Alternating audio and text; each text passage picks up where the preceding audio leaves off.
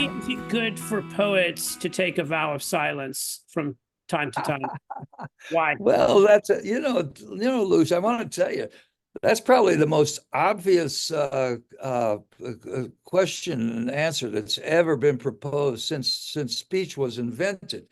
And I was just upstairs watching these um, anthropological films about the Dogons in Mali, the mask people who I visited some years ago and uh, did a film about that you can find on the website. But the Dogons have the beginning of humanity was with the invention of speech and the invention of death. That's their, and they have a spot there, which was on the film, where speech was invented. It's a bunch of rocks that really do look like a theater, as if the rocks were listening to whatever sounds are coming up. And it reminds me of a line I have with the language was what the rocks thought of when they wanted to move. But poets are we're known for thought being made in the mouth, as Breton said. So when we when we managed to shut up, only Bob Kaufman could do it, and you gotta read his poetry to find out how it sounded. But wouldn't it be nice? I'm thinking I'm going to take a vow of silence for the next 5 minutes. Well, I was recently getting to know a deaf poet, and one of the things that was fascinating about her is that her deafness was not discovered until she was 1 year old, and she said that actually silence is her mother tongue. I thought that was a beautiful and strange way of describing it. So if you break your 5 minute vow of silence, I know you're good at breaking vows, brother. I'm going to break it. Yeah, of course I'm going to break it. Absolutely, ASL poetry, American Sign Language poetry, or any sign language is, you're right, your mother tongue is silence. But the mother language of signing is not translations of spoken speech. Signing is a language like as much as English or Japanese or any other language. And to watch the poetry of we started the ASL Poetry Slam at the Bowery Poetry Club in 2006, and it's still going on there. One of our monthly programs, because in signing, the whole body is speaking. And I guess you can't take a vow of silence for the deaf is something, but you can't stop moving your body ever. So in a way, you're always communicating. It's not just the hands. But to see, I would recommend Flying Words, a duo from Rochester. Peter Cook is sort of the Allen Ginsberg of American Sign Language poetry. And he is being voiced by Kenny Lerner, who is, fully conversant, is that the word, in sign language and ASL. So, and he does the play-by-play and sound effects for Peter as they're performing. But yes, vows of silence. Anybody know anybody who ever did take a vow of silence? It's not very popular. I've done it before in Dharma centers. I should be doing it today, but everything's happening at once. Hey, Bob, it's Roxy. Do you remember, Bob, you were in this book of mine, and there's this piece in here by Paul Hoover called called Performance in Silence. You probably haven't read it, but it's this really ironic dialogue between, probably practitioners of those two schools of thought that were just like tearing each other's throats out in the 80s and 90s. And there's a little Artaud in there, a little bit of performance is really, it's the mortal gesture. You could die while you're on the stage. And anyway, I'm so glad you're here because everything that I've been brave enough to do with performance poetry has been informed by you. So thank you for coming today. Roxy, it's good to see you again. And yes, I'll have to go back and revisit that scene. What's the name of it again? It's Paul Hoover, and it's a No, piece called. the name of the magazine. Oh, this anthology is Viz Inter Arts, Oh, and that's I it. It know was it's an been a anthology. million Yes, years, but its launch was at the Bowery Poetry Club yes, in I some time, I remember don't it know, well. And 2007. it was, it really is, you know, because Vizpo and Vidpo are Yeah. right next to each other in the poetry dictionary. And it's a kind of precursor of, but yeah. And Hoover's out here in San Francisco, right, Suzanne? Yeah, Uh, he is. Paul, yeah. And now what And was the Maxine question, Chernoff. Bob? I Were you meant They them asking? in both just Chicago. retired from SFSU. Yes, This, I think both he and Maxine. Here's how poetry works, folks.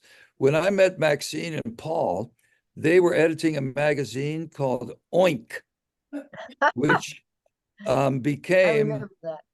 which morphed into New American Writing, I believe was the title of the magazine that they did. Um, Short for NAW is short for, but you know, it's like Alan Kornblum's press was called Toothpaste Press, and Mhm. that morphed into Coffee House Press. You know, Okay. see, it's the maturation. You know, as your poetry ethos grows up. I don't know about that. That's great. I kind of like the earlier, more, I don't know, more provocative names. Do you But think it's that your interesting. earlier works, people, do you think that your earlier works carry that? Do you miss that kind of energy from your early poems?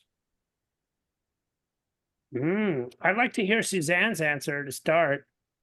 Yeah. Okay, was the question, does my earlier poetry carry a more raw energy? Was that it? Yes, and do you Uh, miss it? I no, not so much, because I'm one of those ordinary poets who think my most recent work is always my most exciting, or that I made a breakthrough and gone to a different place. And my earlier work seems to be the work of a younger person, because I was younger, but a little less subtle, a little less complex, maybe a little less, but I don't think it was more daring.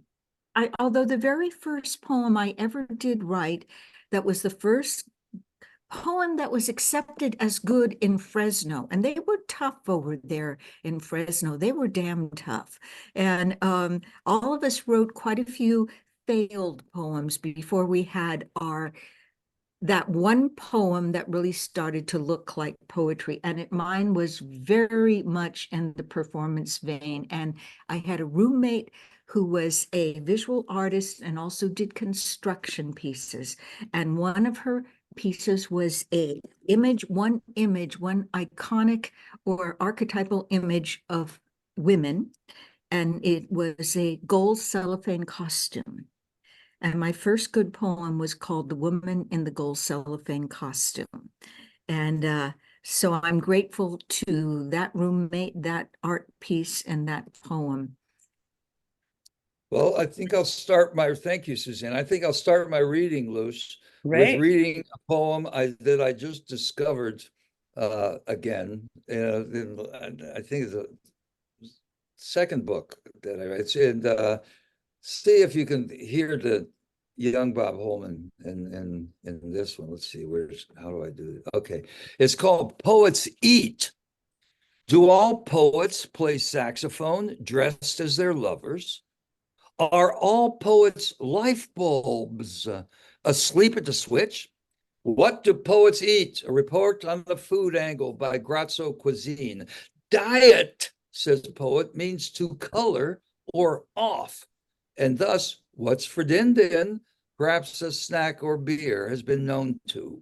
My favorite refrigerator bulgings, as confessed by poet Bill Knott, is Polish sausage and the traditional trim. So where does it go to? Boiled beets? No. Korean cabbage? No. Hamburger college? Maybe, perhaps. Open all night? Well, okay. Swell coffee, here to go. Be sure to spill the coffee, thanks. Eating our way through the land. On the other, Ezra would only eat tiniest green scallion tops or wild onion greens, hint of mustard, mutar, he called it, and a glass of water that he would personally pour down the sink and then refill before dinner, calling it the final rinse, and later simply the rinse. Adrian Rich ate a lot of raw food, saying it was good for the digestives, also cold food. Ice cream. All poets love ice cream. Many poets have been known to order children's portions, especially at clam shacks, especially big-bellied poets. The Poet and the Egg. Pan in on eggshell, which cracks open, revealing inside of egg, gooey albumin and solid yolk. Poet on raft, piece of toast from the editor, sailing albumin sea. I have seen poets chug cans of mixed bean salad, poets drunk on cornbread, poets with pet sandwiches that do tricks, poets who call their old books leftovers, meaning ready to reheat. Poets on a bun. Poet 1, how you doing? Poet 2, toasty? At this point, giant beef patty whomps on poets. Poets stuck in little crevices, hollow spaces once the grease is shucked out, kicking like they're swimming, separate, but we both think at the same time, looks like we eat our way out. Mm. So that's what was the name of that book? Thank you. That was Tear to Open was the name of that book, published by Power Mad Press in New York back in the 70s, I guess it was. First poem I ever wrote was in the 3rd grade. I had been sick, and when I came back, Miss Klein and the class had done poetry. I missed it, and they put their poems up on the board, tacked them up on the bulletin board, and they were bad. They were really terrible. I couldn't believe that, this was what we were.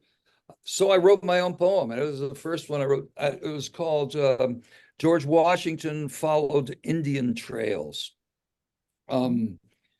Even as a 3rd grader in Cincinnati, Ohio, I was politically correct. I want you to know, there was a poem about, George, he may be the father of our country, but believe me, there were people here before that.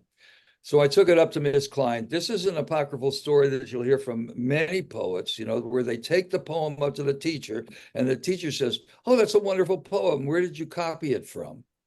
And I was one of the few where the poet actually believed that I wrote it, so hats off to Miss Klein, who gave me my first, I guess, publication, or at least her first approval rating there,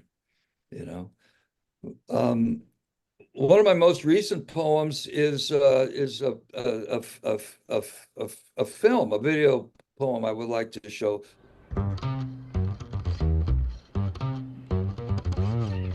Blast open the gates to kingdom come. Whoops, what happened to everyone? I planted a seed, it grew into a gun. Dum da dum dum dum dum dum. Life is a riot, living in a cartoon. Ice age in a dumpster, that's our living room. Set fire to your roof, get a better view. Global warming, it's a warning. Toodaloo. We are the dinosaurs. We don't live here anymore. We got what we were asking for. Come on, follow the dinosaur. Ho, ho, Homo sapien. You ain't so smart. Ka-ka, kamikaze friend. Which way is the heart? The whole world's dialing 911. The don't walk sign just changed to you better run. What we've been waiting for has long since come. Dum da dum dum dum dum dum. Oh, cross the scorching sands with my big fat feet. It's hard becoming diesel fuel with nothing to eat. Oh, you better catch us quick. we're out of here. We are pre-winged birds. We tend to disappear.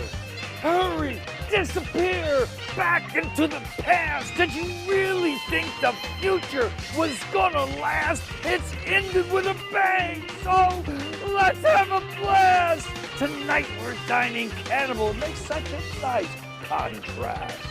Chauffeured ambulances racing to the prom. Santa, please bring me a neutron bomb. What a fitting ending for a planet. The Earth is a grave. Oh, excuse me. I gotta get back to my cave.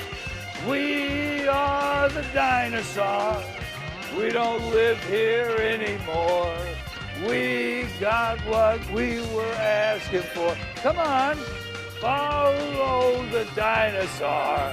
Come on, follow the dinosaur. We don't live here anymore.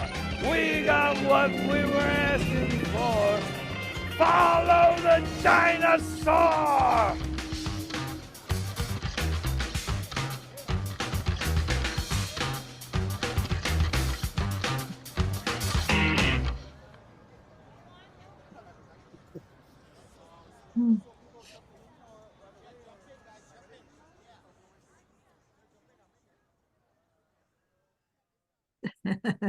Yeah. We love that. Yeah. So,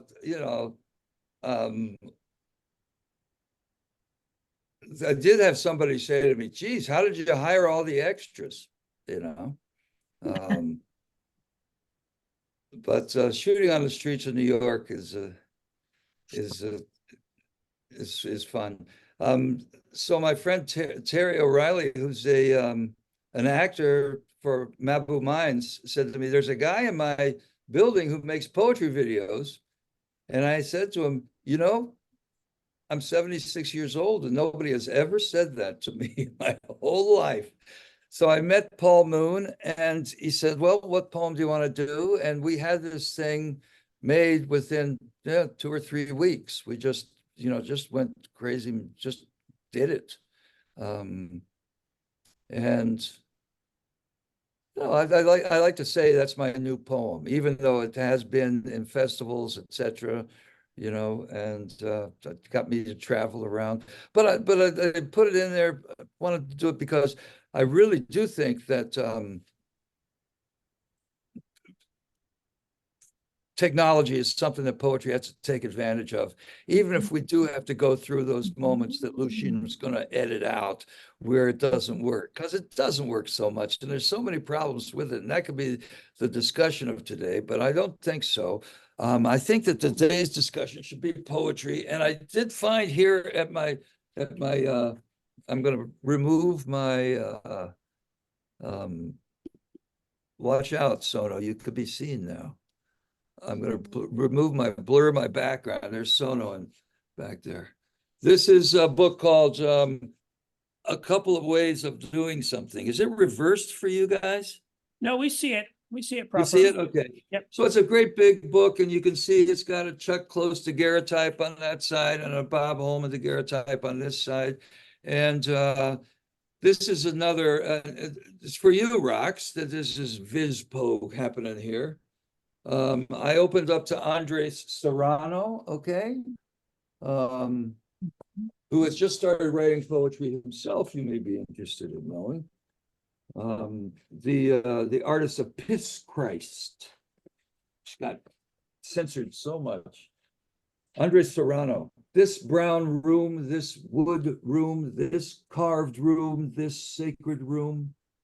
This Christ room, this gargoyle room, goat on throat room, candle grill. Room this redolent red velvet black. Drop to life, this skull's stairway, this floor coffin, lid sealing blood, this spike through Christ's foot, this cross. Table tears. This dog crawling your leg, this room, this room, this room, this room. And it looks like this on the page. when we got this assignment to make this book,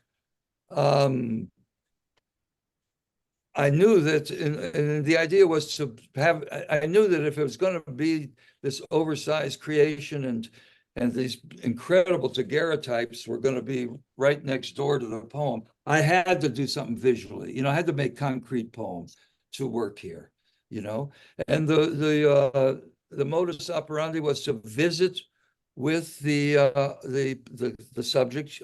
Chuck did primarily artists, to visit with them, engage them about their work, their living space. And sometimes I would be there when Chuck was working, taking the daguerreotypes, which was quite an operation. It used to be that you had to sit still for like 45 minutes to allow enough light to come in through the pinhole to create a daguerreotype. They invented these back braces and things so people wouldn't move when you were having your portrait taken. Now, though, you can have enough light in a burst so that you could just make it enough light to do it. It used to be that the light had to seep through and onto the silver plate. You used a silver plate to make these daguerreotypes on. I'm going to read a couple more. I wrote one for my wife here, for Elizabeth Murray. There it is. And this is how the book got started. Actually, was Chuck was at a birthday party, and I read this poem about Elizabeth, and he said, "Wow, you're doing what I'm doing." Name of book. Thank you, Rachel. The name of the book came because we couldn't think of a name of the book. And I said, "Well, Chuck, what is the book?" And he said, "As far as I'm concerned, it's just a couple of ways of doing something." So the name of the book is A Couple of Ways of Doing Something, and it's from Abrams, their publishers. So here's a praise poem for Elizabeth Murray. And I also read this at the end of Christy Zia's American Masters film about Elizabeth. She was a really incredible painter and did a lot of poems about that. Praise poem, Elizabeth Murray. Elizabeth Murray, she deserves more of these degrees. That's right, she was getting an honorary college degree in San Francisco here at the Art Institute. She deserves more of these degrees. She needs one for every color on her palette, which she spins like a plate spinner, a palette spinner. Colors spill all over her canvases, yeah, sure. And hey, the canvases are created by the colors splashing, spilling. They collect into the shapes. Follow these words like her paintings. Follow those shapes and give Elizabeth Murray a big round of more honorary degrees and high honors. Her paintings are music too. Opera, she listens to opera, a lot of opera. I have to drown it out to write. You can see Donizetti, Gluck, Mozart, Charpentier, Bellini, opera all over her paintings. To escape, let's dive into an Elizabeth Murray painting. Come on, let's dive into a cup. You dive first. Okay, I'll dive first. Dive head first into swirl whirlpool. I dive. You paddle with one of those spoons, she does, and we'll not escape. Chorus. We'll not escape. Could you all do that here? We'll not escape. We'll not escape. No award things come first till Elizabeth Murray gets more of these award things, or we drown in art or in the Elizabeth Murray painting, whichever comes first. Or maybe the oral tradition will make a comeback thanks to poems like this, and also the poetry club I'm trying to start on the Bowery, and looking for investors to buy real estate for art. New model. If interested, see me after the poem. Meanwhile, we're all dipping in the cup, kicking in the cups. Oh, praise. Oh, yes, praise. Well, hey, call and response, kicking in the cups. Again, the cops. Kick- I love you. Composing these praise poems is as easy as saying Elizabeth Murray, eternally great artist, Dr.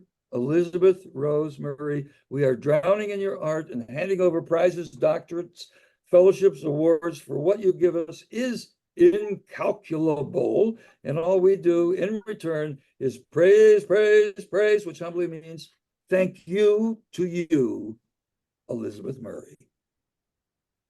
Woo, woo. Woo, woo, woo. Thank you all for the call and response, which is a great part of the oral tradition. We were just watching videos of the Dogons. I guess I mentioned that, and you know, even a conversation between two people in Dogon languages, and there are several, they're all endangered, including a secret language that only the shamans speak. So if you think of endangered languages in danger, wait till you get to the fact that there's one language that only the shamans speak. So when you're talking with each other, the other person is always saying, "Nomo, nomo," which means go ahead, go ahead, go ahead. So it's call and response in everyday conversation. Oh, she didn't write poetry, Suzanne. I was her husband. I wrote the. Oh, Well, I see. You were I,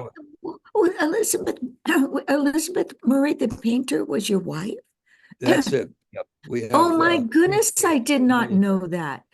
That's Well, amazing. indeed, She was a I very important painter. you know, I have to keep. Yeah, she's a well-known painter. Yeah, she's a Oh, fantastic my. painter. Yeah, yeah. Well, that must have Check been a out her work. fabulous marriage. I mean, the poet and the painter. And have you written a lot about your relationship and being Yes. married to a painter? Actually, I found a poem that I hadn't read in a long time, and so I'll read you that. It's called Elizabeth 13 New Poems. I don't know why it's called that, but the title of the poem is actually 62. So I reckon she was 62 years old. I'm very big for writing poems for events and people, praise poems. This comes out of working with the griots of West Africa, where praise poems are a way of making a living. You know, you play the kora and sing the praise poem for the visitor, and people drop the money into the sound hole of the kora, which is, you know, a big gourd with 26 strings. I have that right? I think it's 26. And so anyway, here's this praise poem on her 62nd birthday. 62. 6 plus 2 equals 8. Take 8 apart and you get 2 zeros. Put a 1 in front, you got 100. Put a 1 at the end and you got 1001 Arabian Nights. And that's how long the long story goes. To stay alive, you keep telling it. It, of course, is many stories added together, just like a sentence is a bunch of words. A word is a bunch of letters. A letter is a bunch of sounds or scratchings, sound scratchings. That's a story of my life. Or I mean, stories, like the way they add up to the weight of the soul or a penny weight. I see Elizabeth on Skype. What's up? I say. As usual, there is some technical problem. I'm having trouble focusing. When I look closer, I see into the pixelated molecular subatomics where the polar bears relax at the beach.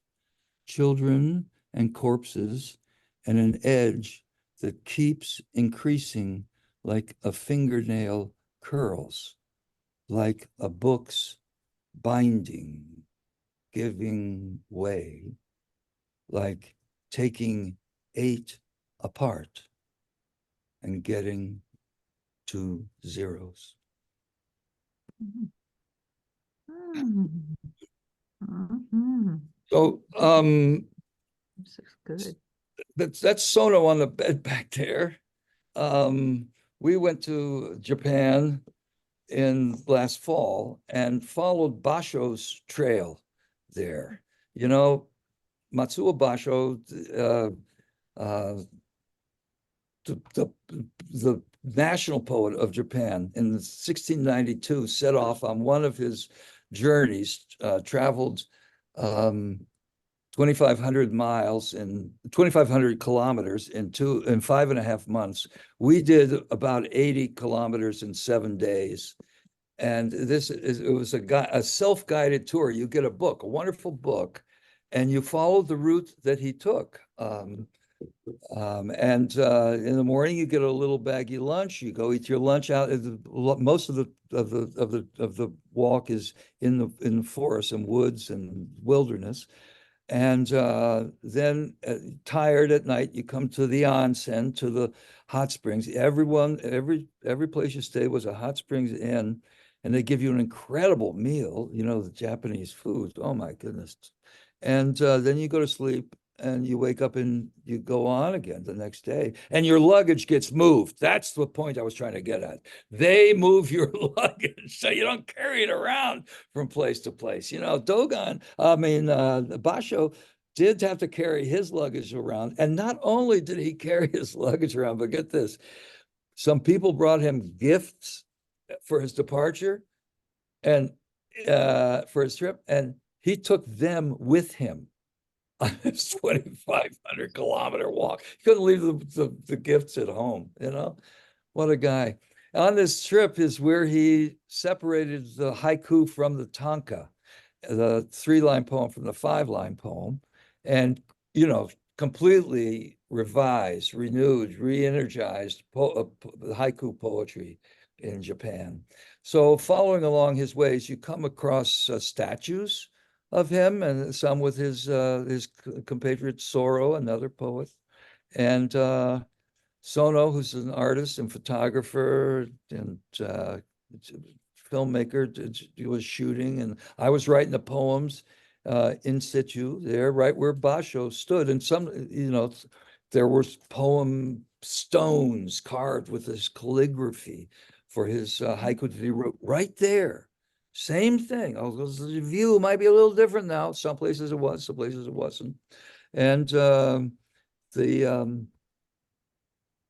not only did Basho write there, but because he did this and because his travels are so well known, so important, of course, many other poets have gone there and written their poems inspired by this view. I was not the first, you know.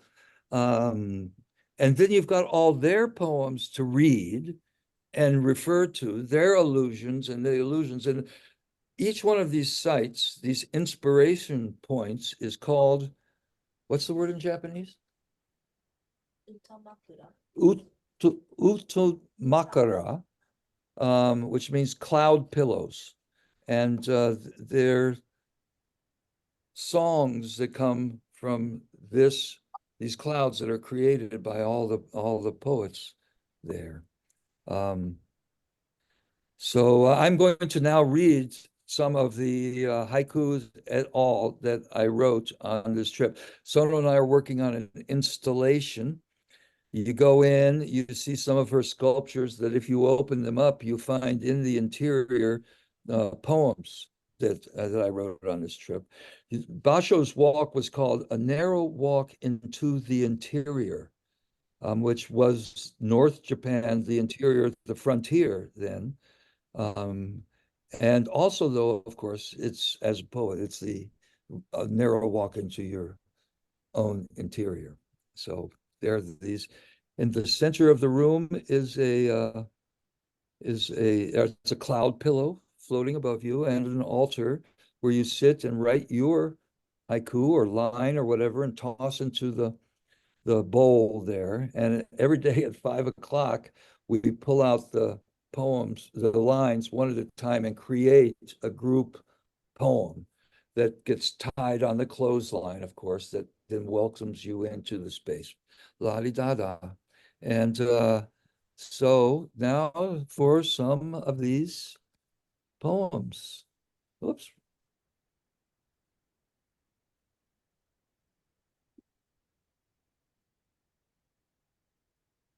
Stop writing, Bob, orders Basho. Observe light as it travels home. Teshima, forest of murmurs. Glimmering glass glints, tinkling bells under crow, earth under it all. Came here to see you.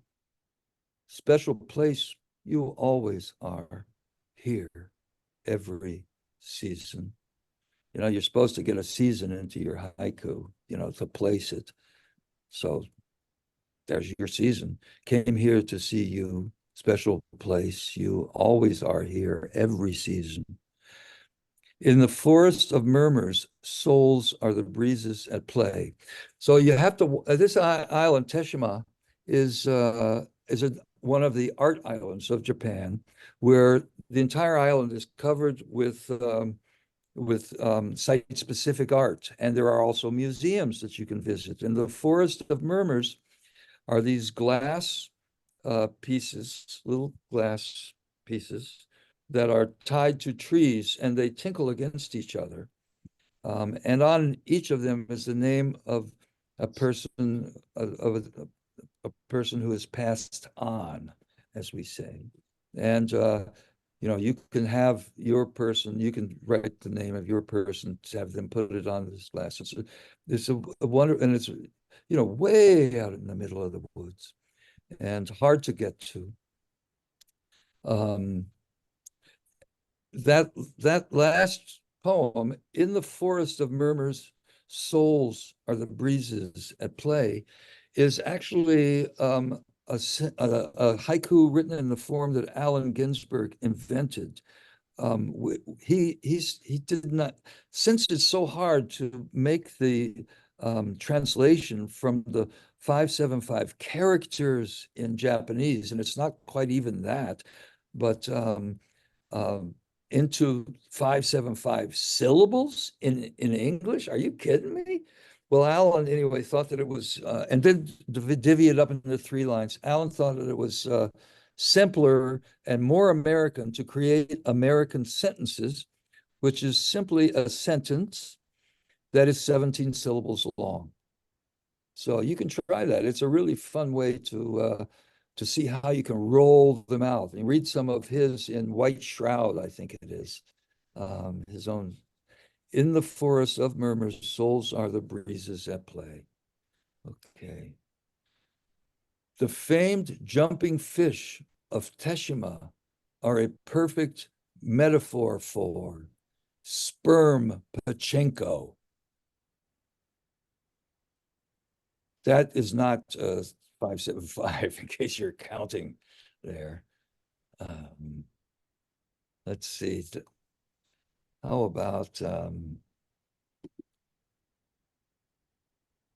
that's part 2. Where's part 1? Here we go. What is the reason there are no love poem haikus? Love will not condense. And that's one of the poems that Sono has put inside one of her incredible opening sculptures with poems in the middle. Here's another American sentence. Problem with being on a basho walk, everything is inspiration. Chinese tour guide barks. Get the fuck away from the vending machine. We're late for the fucking shrine. That's another one that breaks the 575 here. A man walks a dog. The dog walks the man. Bone bag. I walk so alone. A man walks a dog. Dog barks at passing poet. I could crack your bones. A man walks a dog, Basho-san, walks by breathing poems, the world stops. Just then, just as I thought, summer breezes head to south. Time to put coats on. Okay, so that's my reading. Thanks very much for being here. And Luce, isn't it time for the next segment? Well, I want to start with synchronicity because it's one of the forces in my life that I value the most. It's one of those hints in the armor of existence. I should say maybe a chink in the armor of existence that just shows me that something's going on beyond what I can understand or know. So I have never heard your poem where you mention 62 as this recurring motif.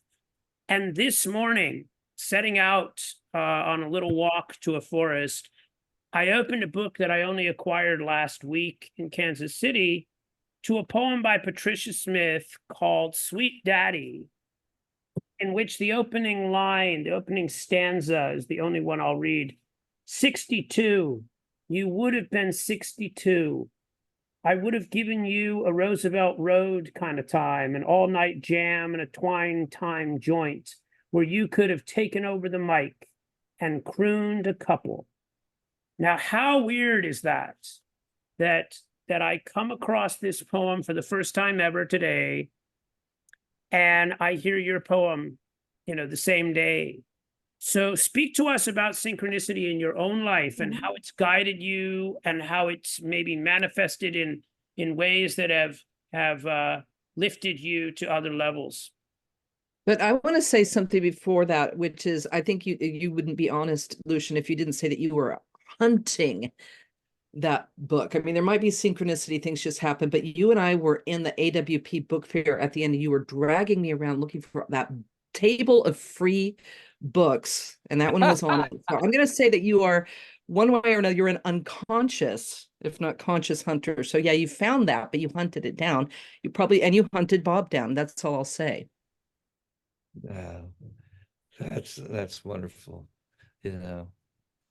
And Patricia's now our state poet of New York, and I'm reading with her a week from Tuesday.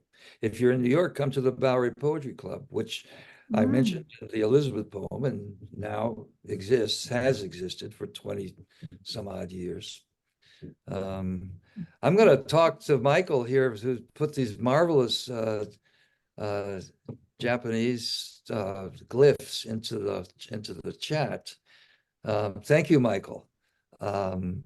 Michael Dillon Welch, who talks That's about me.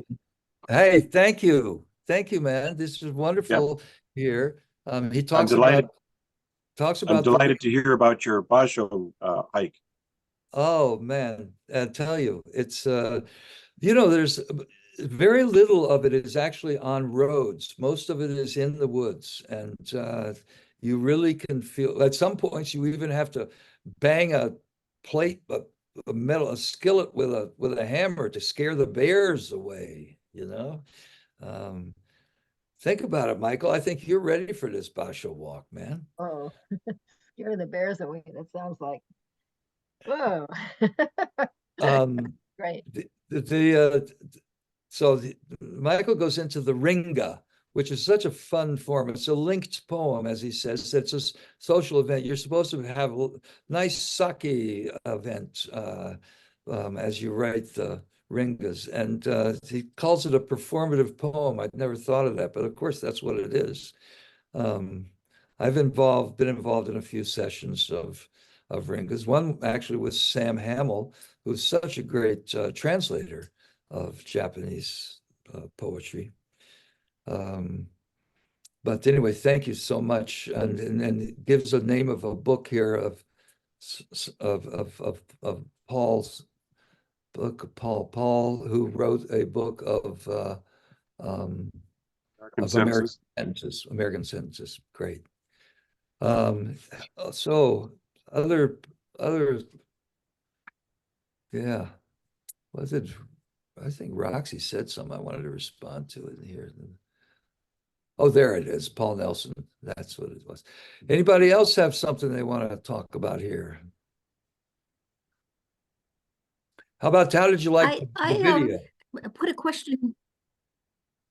Oh. No, go ahead.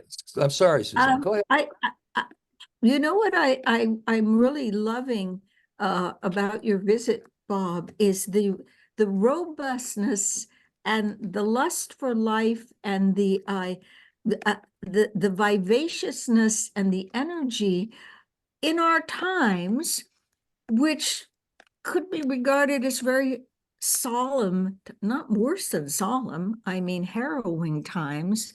And I love the life force that you brought us to the street video, and sort of interrupting all these lives for a moment with this energetic and bold poetry, because I've been thinking about, and so have other people, I guess, how does one be or exist as a poet in our times without becoming grim? And so what you're doing speaks to me at this moment. Well, thank you, but it's all an act, right? I mean, Lord, thank you for the broken down tanks. It gives us a place to hide behind. Oh Lord, please let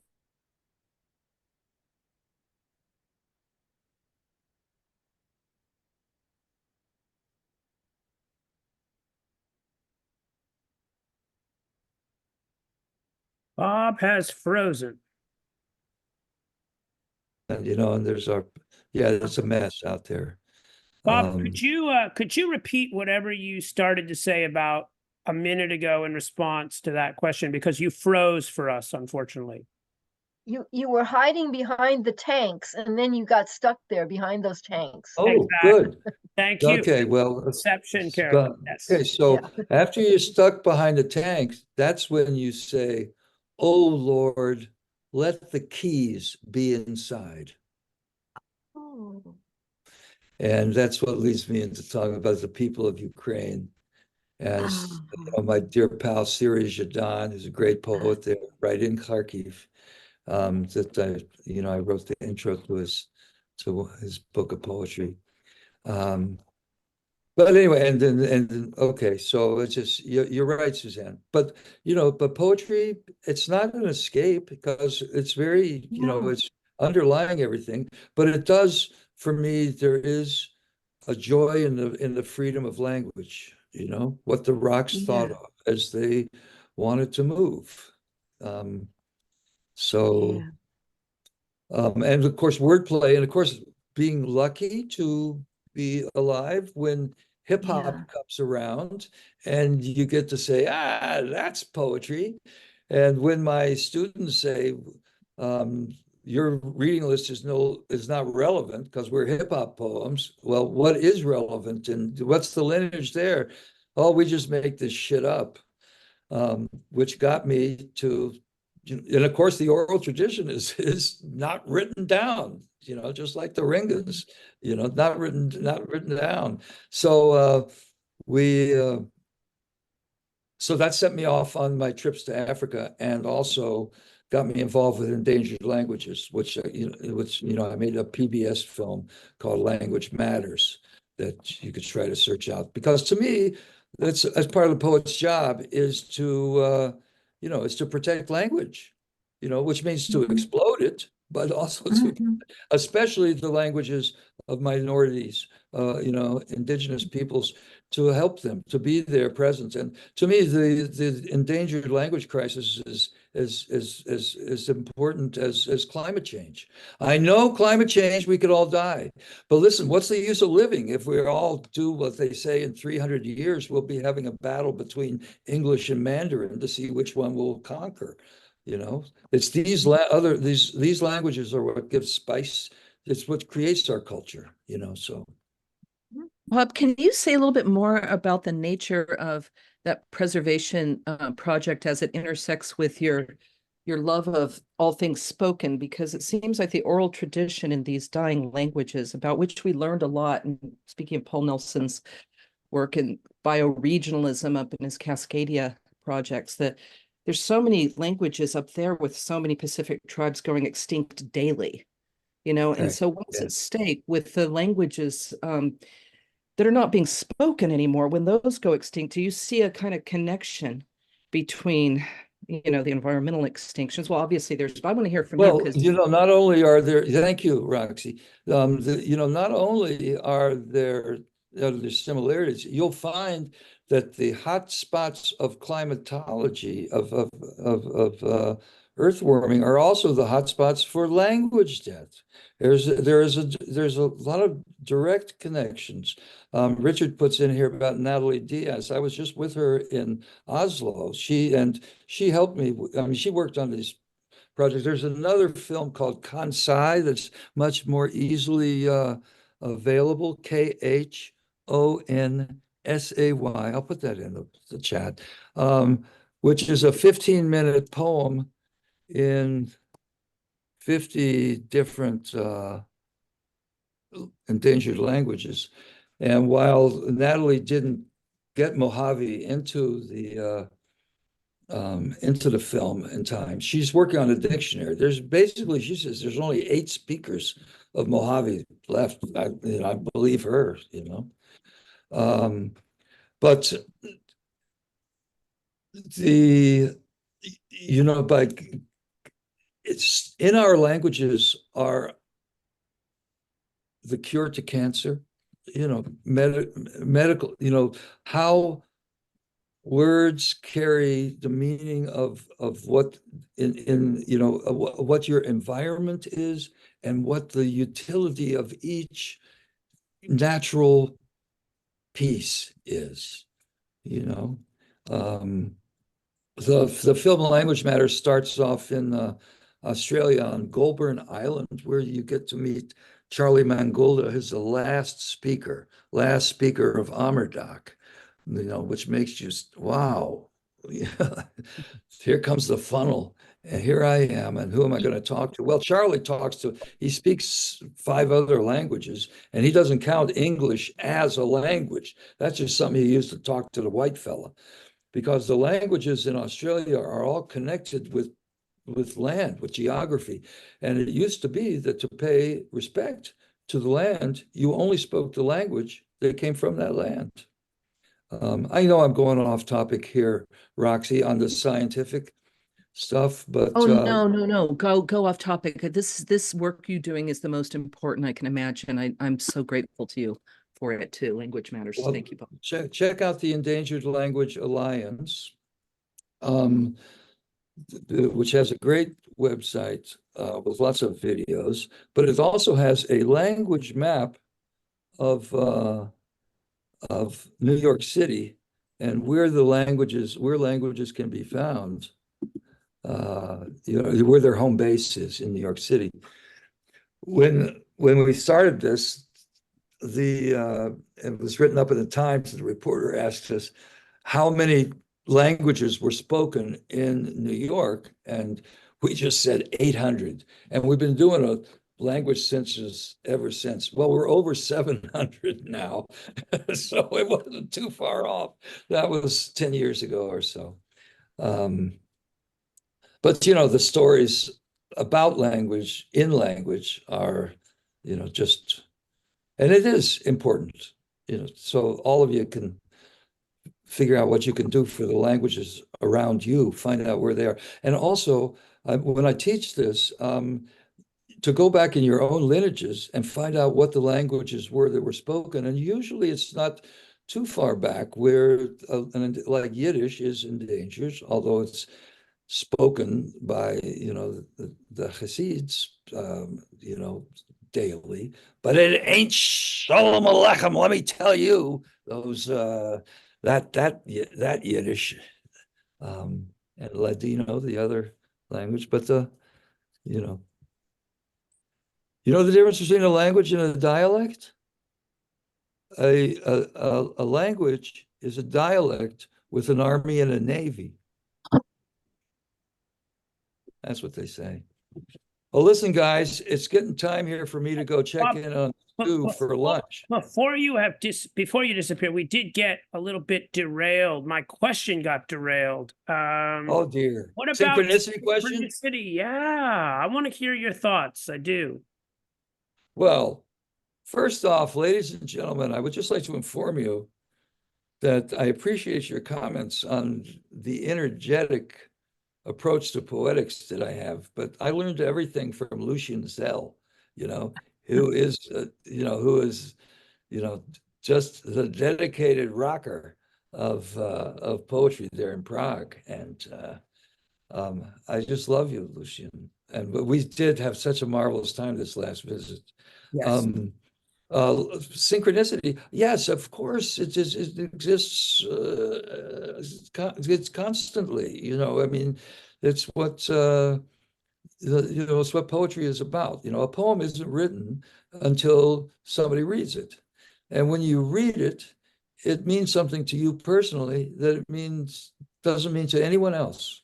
And then when you come back to it, you discover that what that meaning was no longer holds true for you. It was a synchronous moment where you at that moment meets the poem at that moment, and the equation, the formula goes that a meaning, a direction, a prognostication, a lineage erupts from that poem when you read it. So. Also, Bob, because you have spoken so eloquently before about the role of performative poetry, but I would like you to respond to this idea that the page can't do the grief, or the page can't do all the emotions that a poet might want to put into it, and the need, therefore, for the performative element. Well, I'll go a step further, Luce. For 40,000 or more years, poets got along very well without books and writing. And we've only had, so that to me that's their first consciousness. Second consciousness came around with writing.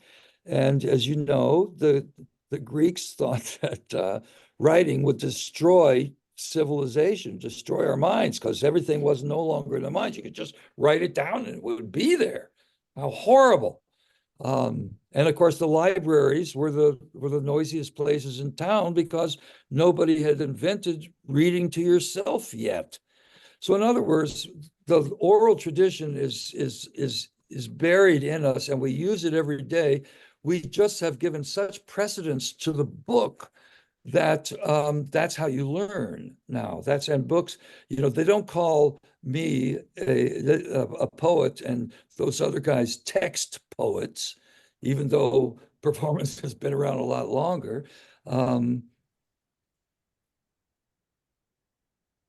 But with the advent of digital and this cusp we're right now with third consciousness, you start to understand that perhaps third consciousness is a joining of orality and literacy in a way.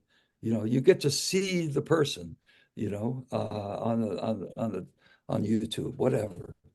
So as far as grief goes, it's that powerful emotion that is so present these days.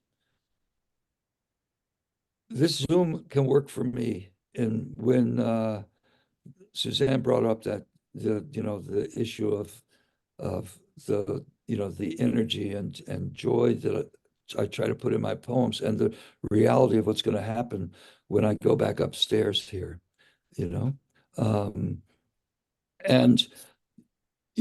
working on a project with City Lore, the Urban Folklore Center now, to have poems of grief be read by rivers, Hudson and East River here, with the words of the poem being projected on the waves, on the water itself, So,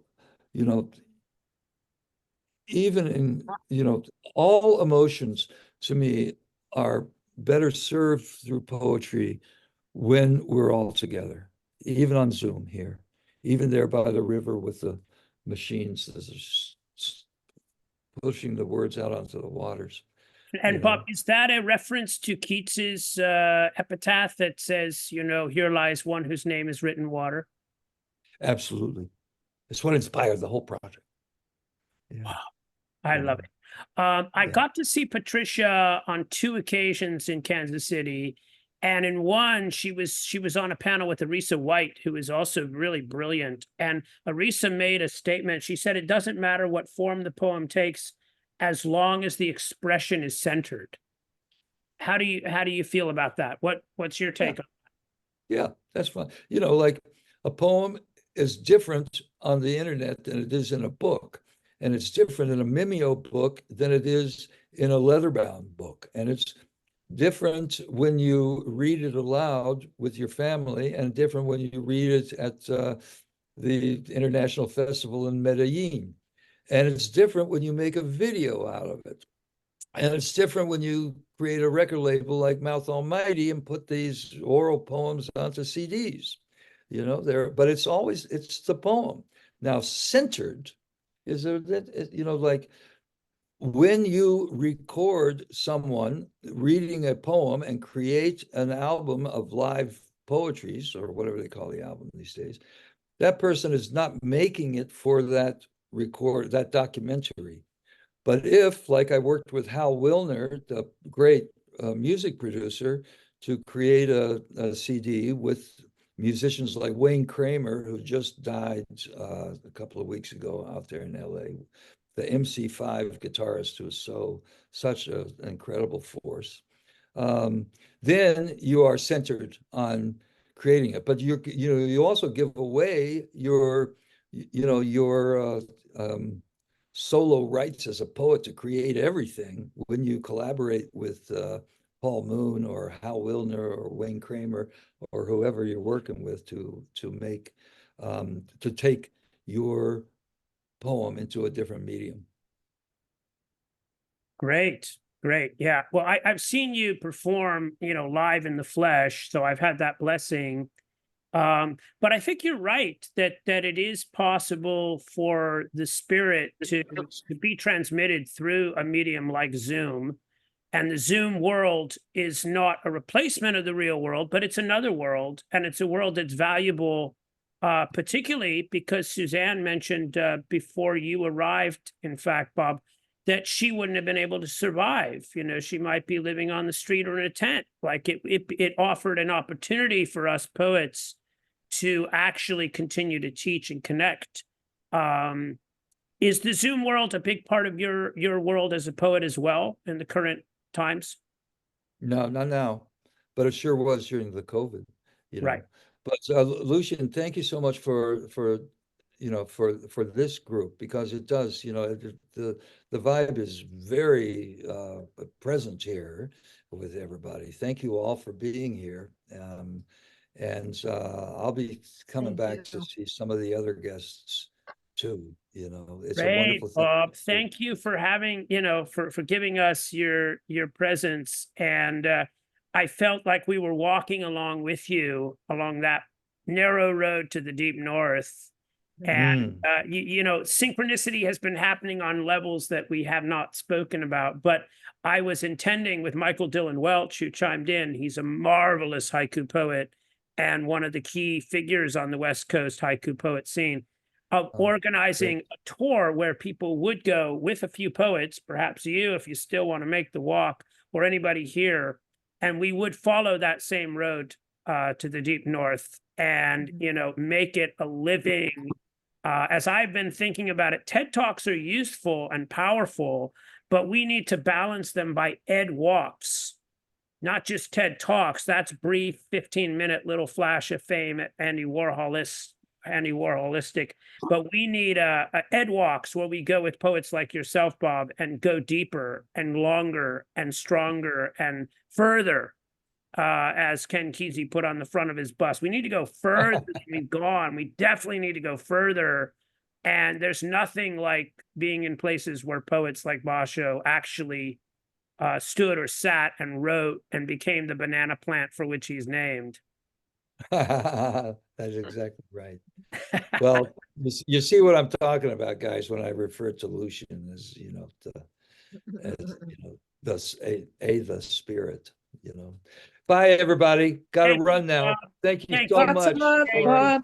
having Thank me. you, Bob. Thank Be you. in Thank touch, you, Lucian. bobholmanpoet Thank you, at everybody. gmail.com, or just come on the website and drop me a line there. Okay. Bye, everybody. Thanks Thank you. again.